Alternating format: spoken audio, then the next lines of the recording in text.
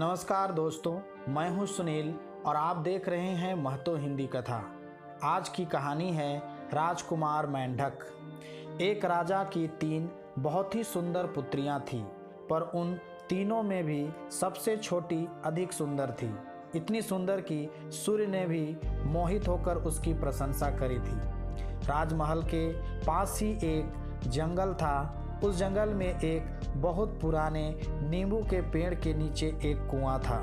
एक दिन छोटी राजकुमारी अपनी सुनहरी गेंद लेकर जंगल में चली गई। एक झरने के किनारे बैठकर उसने गेंद खेलना प्रारंभ कर दिया। खेलते खेलते गेंद उसके हाथ से छूटकर लुढ़क गई और लुढ़कते लुढ़कते कुएं में गिर गई।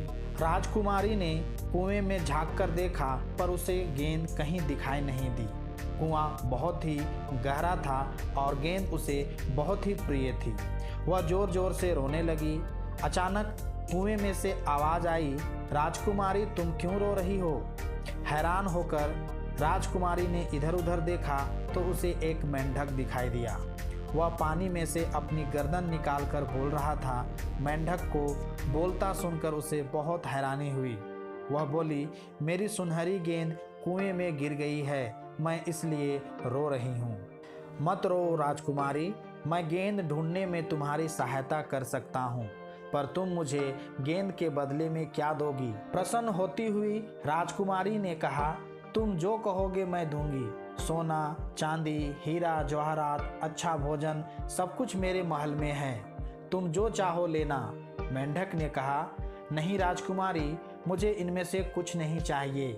यदि तुम मुझे अपना मित्र स्वीकार करने का वचन दो, मेरे साथ खेलो खाओ, तो मैं तुम्हारी गेंद ला के दे सकता हूँ। बोलो, वचन देती हो? राजकुमारी ने पल भर सोचकर कहा, कैसी मूर्खता वाली बातें करते हो। एक मेंढक को मैं अपना साथी कैसे बना सकती हूँ? राजकुमारी ने ऐसा कह तो दिया, पर किसी भी सूरत में वह अपनी सुनहरी गेंद वापस चाहती थी। इसलिए मेंढक की शर्त उसने मान ली। मेंढक ने उसकी गेंद उसे ढूंढ कर दे दी।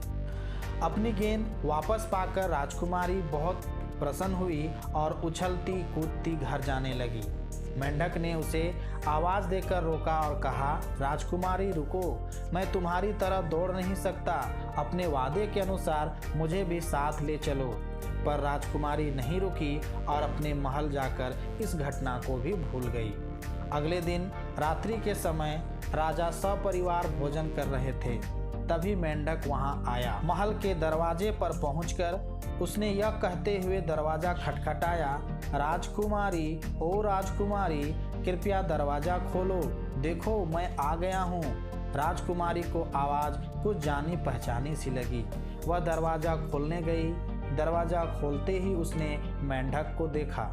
बिना कुछ बोले ही उसने जल्दी से दरवाज़ा बंद कर दिया और वापस आकर खाने बैठ गई। राजा ने उसे परेशान देखकर पूछा, पुत्री, तुम परेशान क्यों हो? कौन है बाहर? राजकुमारी ने कहा, पिताजी, वह एक गंदा सा मेंढक है। कल जब मैं जंगल में गई थी तो खेलते समय मेरी सुनहरी गेंद कुएं में गिर गई थी। इस मेंढक ने मुझे निकाल कर दी थी, पर बदले में उसने दोस्ती का प्रस्ताव रखा। मैं तैयार हो गई, सोचा यह कुएं से बाहर कैसे आकर रहेगा, पर अब वह यहाँ आ गया है और मेरे साथ रहना चाहता है। तभी मेंढक ने पुनः दरवाज़ा खटखटाया और बोला, छोटी राजकुमारी, कृपया दरवाज़ा खोलो, तुमने मुझे वचन दिया था, क्या अपना वादा भूल गई? राजा ने राजकुमारी से कहा, प्रिय पुत्री, तुम जो कर रही हो वह गलत है। अपने वचन से कभी मुंह नहीं मोड़ना चाहिए। जाओ, अपने मित्र को ले आओ। राजकुमारी दरवाज़ा खोलकर मेंढक को भीतर ले आई। मेंढक उसके पीछे पीछे खाने की मेज तक आया और बोला, राजकुमारी, मुझे ऊपर उठाओ और अपनी सुनहरी थाली के पास मुझे बैठाओ, हम दोनों साथ में भोजन करेंगे। राजकुमारी ऐसा करने से भिनक रही थी, पर राजा के कारण उसे ऐसा ही करना पड़ा। मेंढक खाना खाकर प्रसन्न हो गया, पर राजकुमारी को घुटन सी लग रही थी। एक ही थाली में मेंढक के साथ भोजन करना उसे बड़ा ही घृणास्पद लग रहा था। मेंढक ने फिर कहा, राजकुमारी, खाना खिलाने के लिए बहुत बहुत धन्यवाद। अब मुझे अपने कमरे में ले चलो, मैं तुम्हारे साथ ही सोऊंगा, मुझे बहुत नींद आ रही है। राजकुमारी को लगा कि वह जोर जोर से रो पड़ेगी।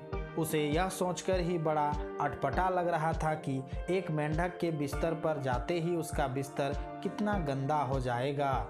तभी राजा ने कहा, आवश्यकता के समय उसने तुम्हारी सहायता करी है, अब तुम अपने वादे से नहीं मुकर सकती। राजकुमारी ने रोना शुरू कर दिया। उस ठंडे मेंढक को छूने में ही राजकुमारी को भय और घृणा आती थी और अब वह उसके साफ सुथरे बिस्तर पर सोना चाहता था। राजा ने क्रुद्ध होते हुए कहा, जिसने तुम्हारी सहायता करी है उससे घृणा करना तुम्हें शोभा नहीं देता है। राजकुमारी मेंढक को अपने कमरे में ले गई और उसे एक कोने में रख दिया। मेंढक ने कहा, राजकुमारी, अगर तुमने मुझे अपने बिस्तर पर नहीं रखा तो मैं तुम्हारे पिताजी से कह दूंगा। उसकी बात से राजकुमारी बहुत क्रोधित हो गई और उसने मेंढक को उठाकर सामने की दीवार पर दे मारा। ऐसा करते ही मेंढक की जगह वहां उसने एक सुंदर राजकुमार को खड़ा देखा।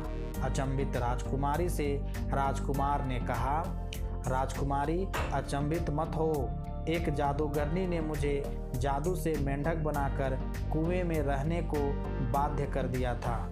सबसे सुंदर राजकुमारी ही मुझे कुएं से बाहर निकालकर फिर से राजकुमार बना सकती थी।